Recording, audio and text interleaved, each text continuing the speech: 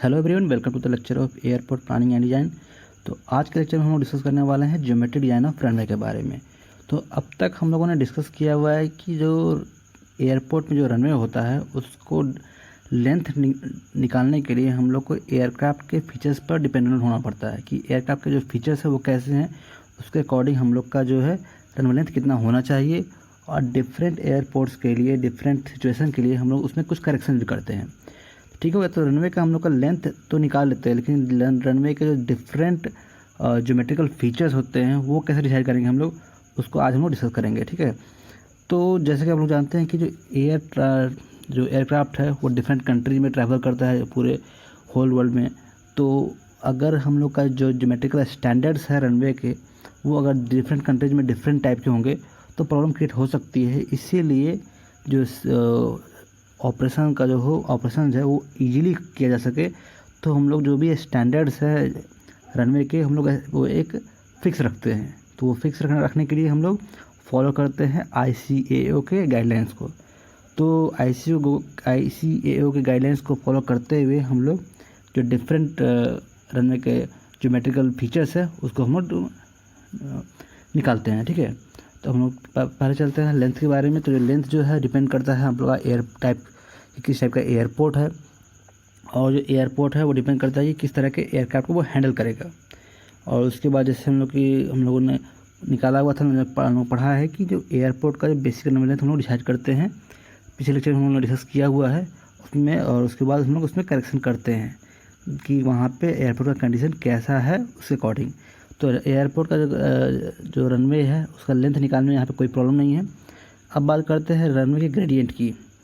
तो हम लोग कोशिश करते हैं कि जो रनवे का ग्रेडियंट हो लॉन्गिट्यूडनल ग्रेडियंट। लॉन्गिट्यूडनल ग्रेडियंट मतलब होता है कि आपके रनवे के अलॉन्ग कितना आप स्लोप दे रहे हैं। तो कोशिश किया जाता है कि आपका जो पूरा रनवे का जो लेंथ है वो पूरा लेवल हो, लेकिन वो हर जगह ये ऐसा इस तरह का मिल पाना है कि पूरा लेंथ जो है आपका 2 किलोमीटर 3 किलोमीटर जितना भी आप लेंथ रख रहे हैं वो उतने लेंथ तक आपका पूरी तरह से स्लोप मिल पाना, पूरा जीरो ग्रेडियंट मिल पाना बहुत मुश्किल होता है। इसीलिए हम लोग कोशिश करते हैं कि मिनिमम रख सकें। तो जो डिपेंड करता है कि आपका एयरपोर्ट किस टाइप का है उस अकॉर्डिंग हम लोग जो है ये जो फीचर्स है उसको कंट्रोल में रखते हैं। जैसे कि एयर टाइप्स ऑफ एयरपोर्ट जो है आपका ABC टाइप की एयरपोर्ट के लिए मैक्सिमम ग्रेडियंट है लॉन्गिट्यूडनल ग्रेडियंट वो है 1.5%। मतलब कि जो हमारा रनवे है उसमें जो है रन लेंथ के अलॉन्ग हम लोग 1.5% से ज़्यादा हम लोग स्लोप नहीं बना सकते। फिर हो सकता है कि आगे जाने के बाद वो कुछ लेवल रहे, कुछ आपका डाउन भी आ सकता है। तो इस तरह से ये चेंज हो सकता है ग्रेडियंट, लेकिन मैक्सिमम 1.5 ही रहना चाहिए परसेंटेज। ठीक है। और सिमिलरली जो है मैक्सिमम इफेक्टिव ग्रेडियंट है वो 1% होना चाहिए। मैक्सिमम इफेक्टिव ग्रेडियंट क्या है हम लोगों ने पहले डिस्कस किया हुआ है कि मैक्सिमम आपका reduce level minus lowest reduce level divided by runway length को हम लोग बोलते हैं इफेक्टिव ग्रेडियंट। तो इफेक्टिव ग्रेडियंट आपका 1% होना चाहिए ABC के लिए।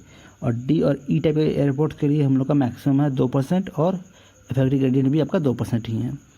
अब नेक्स्ट चलते हैं कि rate of change of longitudinal gradient. तो हम लोग जो है रनवे का जो ग्रेडियंट है हम लोग उसका तो फिक्स कर लिए कि हम लोगों ने कि 1.5 या 2% होना चाहिए उसका मैक्सिमम लॉन्गिट्यूडनल ग्रेडियंट। लेकिन जो हम लोग अगर ग्रेडियंट चेंज कर रहे हैं रनवे के अलॉन्ग, तो जो रनवे के अलॉन्ग जो ग्रेडियंट चेंज हो रहा है वो एब्रप्ट नहीं होना चाहिए, अचानक से नहीं होना चाहिए। अगर अचानक से होगा तो हो सकता है कि आपका जो एयरक्राफ्ट है वो टेक ऑफ कर रहा है या लैंडिंग कर रहा है तो उसमें प्रॉब्लम क्रिएट होगा। मतलब कि होता ये है कि ये जो आपका एयरक्राफ्ट मतलब ये इस तरह का रनवे है, अगर उसमें आपका एयरक्राफ्ट को यहाँ पे टेक ऑफ करना है तो कुछ दूर पर जाके आपका पॉजिटिव ग्रेडियंट है, फिर नेगेटिव ग्रेडियंट है, फिर पॉजिटिव ग्रेडियंट नेगेटिव ग्रेडियंट है। तो इसकी वजह से प्रीमेच्योर लिफ्ट हो जाता है। मतलब आपका कुछ दूर के बाद वो लिफ्ट मतलब थोड़ा वो एयर में आ जाएगा, फिर ग्राउंड में टच करेगा, फिर आगे मूव होकर फिर वो एयर में आ जाएगा। तो इस तरह का ये जैक लगता है इसको, जो कि सही नहीं होता है। इसीलिए एक फिक्स रेट से ही चेंज होना चाहिए हमारा ग्रेडियंट।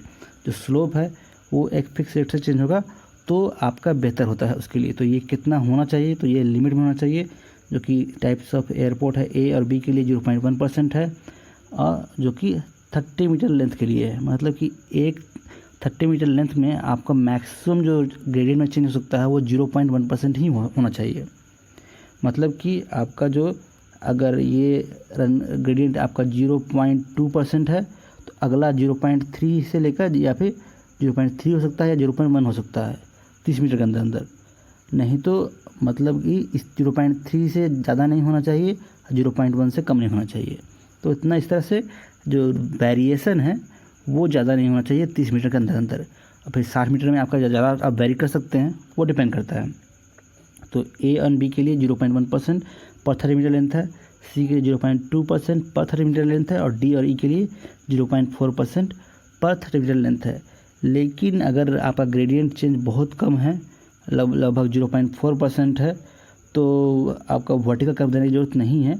और अगर ज़्यादा होगा तो हम लोग वर्टिकल कर्व देते हैं, ठीक है।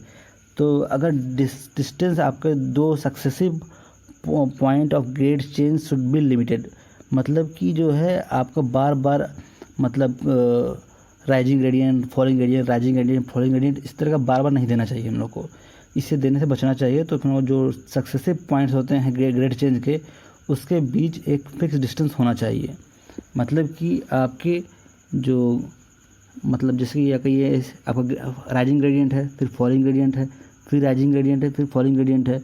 तो राइजिंग यहाँ पे एक चेंज हुआ है, फिर यहाँ पे चेंज हुआ है, ग्रेड चेंज हुआ है। तो इसका जो बीच का जो डिस्टेंस है वो भी लिमिटेड होना चाहिए। वो कितना होना चाहिए वो डिपेंड करता है कि आपका length between two successive gradient change in metre जो है 300 टाइम्स ऑफ ग्रेड चेंज। मतलब कि यहाँ पर जो ग्रेडियंट में आपका चेंज आपका 0.2 आया है, 0.2 इंटू 300 आपको मल्टीप्लाई करना पड़ेगा। उतना जो डिस्टेंस आएगा उतना डिस्टेंस के बाद ही अगला चेंज होना चाहिए, ठीक है। इसी तरह सी के लिए 150 टाइम्स ऑफ ग्रेड चेंज है और डी एंड ई के लिए 50 टाइम्स ऑफ ग्रेड चेंज है। तो यहाँ पे देख सकते हैं हम लोग कि जो अदर लिमिट्स है ग्रेड चेंज की क्या है। जैसे कि आपका यहाँ पे एक ग्रेड है, एक्स ग्रेड है, फिर वाई ग्रेड है, एक्स ग्रेड, वाई ग्रेड और जेड ग्रेड। और इसको चेंज हो रहा है वो है A% चेंज हो रहा है, इसमें B% चेंज हो रहा है।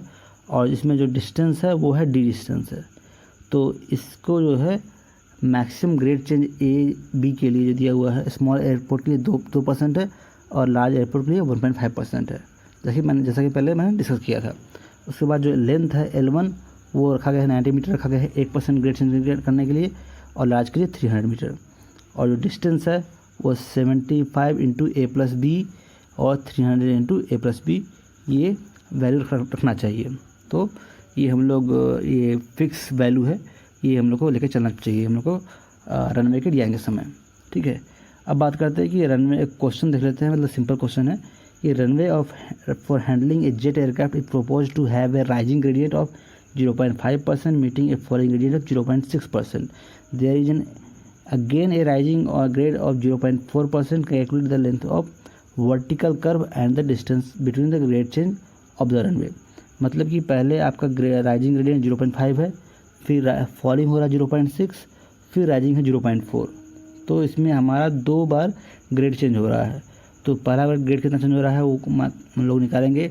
तो 0.5 माइनस 0.6 लेंगे, क्योंकि माइनस ये इसलिए ले रहे हैं हम लोग क्योंकि यहाँ पे फॉलिंग ग्रेडियंट है। तो ये राइजिंग माइनस फॉलिंग करेंगे तो ये आएगा 1.1% चेंज हो रहा है।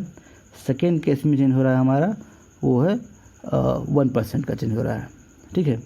तो यहाँ पे ग्रेडियंट जो चेंज है हम लोगों ने निकाल लिया। तो अब है कि लेंथ निकालनी है हम लोग को। तो यहाँ पे लेंथ से मल्टीप्लाई करते हैं हम लोग 300 से। तो यहाँ पे 330 मीटर होगा L1, L2 होगा 300 मीटर। तो हम लोग को निकालना होगा कितना डिस्टेंस होना चाहिए। तो डी हो जाएगा आपका 300 into 1.1 plus 1 equal to 630 metre. मतलब कि आपका जो ये 0.5% था, 0.6% है, 0.4% का ग्रेडियंट चेंज हो रहा है। तो ये लेंथ L1, L2 निकल गया और जो डिस्टेंस है D ये निकाल लिया हम लोगों ने। तो इस तरह से निकाल कर ही हम लोग ये रनवे का अलाइनमेंट फिक्स करते हैं, ठीक है। अब चलते हैं रनवे इन सेफ्टी एरिया के बारे में डिस्कस करते हैं।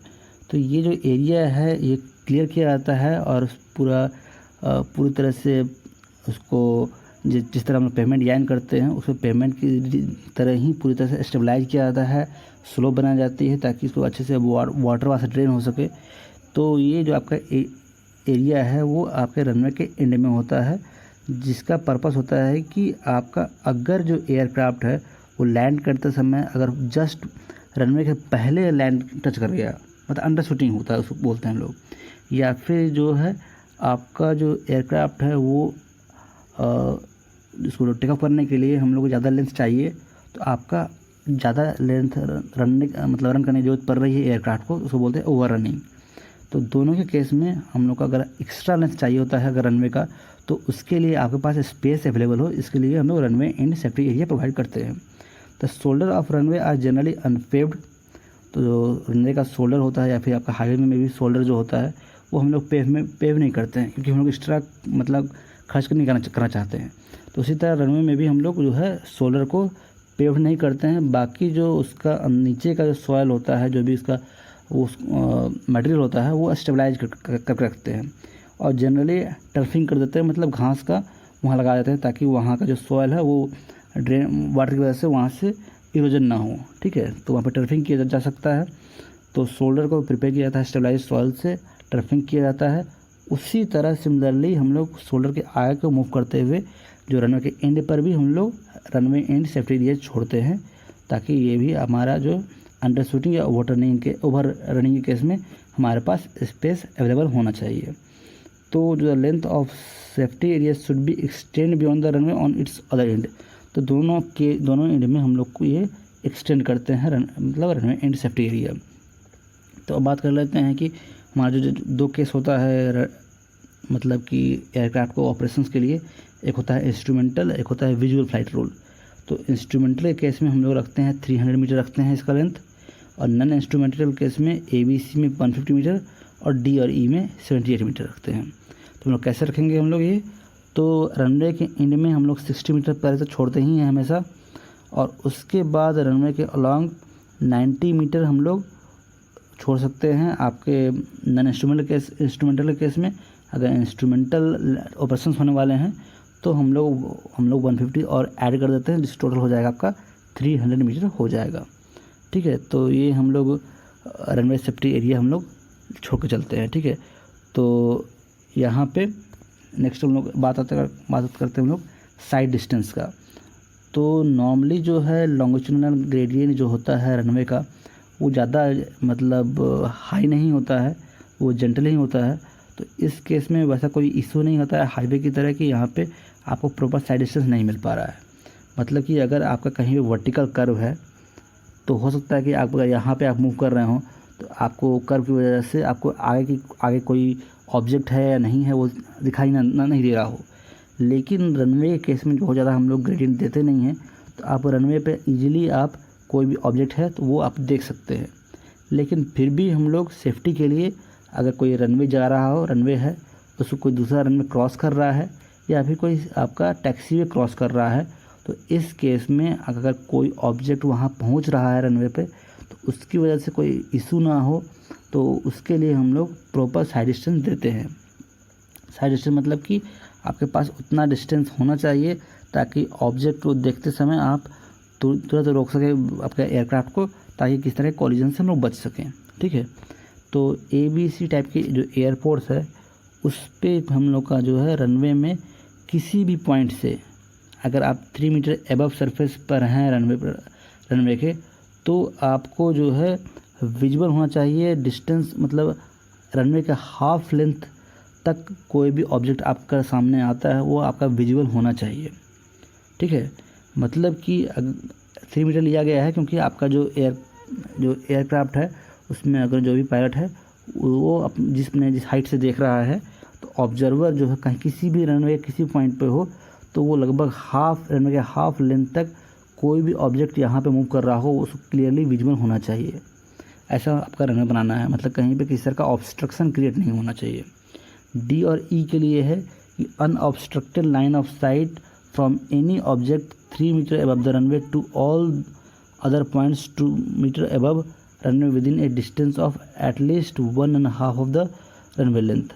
तो इसमें जो है D और E के केस में है कि ज़रूरी नहीं है कि आपके नीचे ही हो, 2 मीटर ऊपर अगर कोई ऑब्जेक्ट है तो वो आपका विजुअल होगा, तो उतना काफ़ी है आपके डी और ई के लिए। लेकिन मेनली ABC के लिए आपका जो रनवे का सरफेस है आपका विजुअल होना चाहिए, आपके लगभग हाफ डिस्टेंस तक आपके विजिबिलिटी होनी चाहिए, ताकि अगर कोई भी ऑब्जेक्ट या कोई भी आपका व्हीकल मूव कर रहा हो तो आप उसके अकॉर्डिंग आप ब्रेक अप्लाई कर सकें और किसी तरह कॉलिजन से बच सके। नेक्स्ट है ट्रांसवर्स ग्रेडियंट, मतलब कि अब रोड मतलब रनवे है उसके साइड वाइज आपका कितने ग्रेडियंट होने चाहिए। तो ट्रांसफर ग्रेडियंट का पर्पस होता है कि आपका जो रेन वाटर आ रहा है, स्टॉर्म वाटर आ रहा है, उसको आप इजीली ड्रेन कर सकें।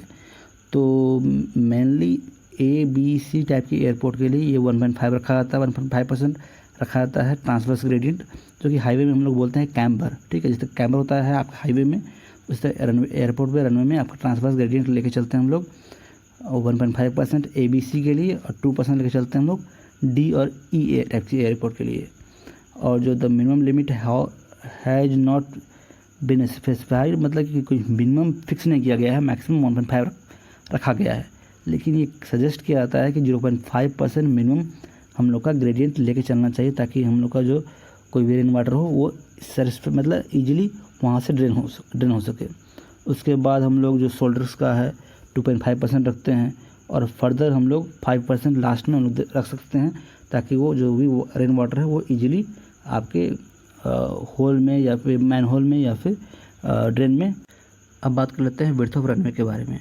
तो जो रनवे का जो विड्थ है वो डिपेंड करता है कि आपका जो एयरक्राफ्ट है वो किस तरह का एयरक्राफ्ट हम लोग इस्तेमाल कर रहे हैं।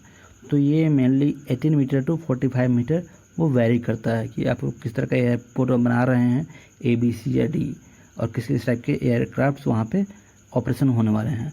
तो इसको डिसाइड करने के लिए मेनली हम 2 फैक्टर्स को ध्यान देते हैं। वो पहला है एयर ट्रैफिक और दूसरा है आपके outermost edge of the aircraft. मतलब कि एयर ट्रैफिक है, मतलब कि जो मेनली जो आपका एयर ट्रैफिक आ रहा है वो किस लोकेशन पे आ रहा है।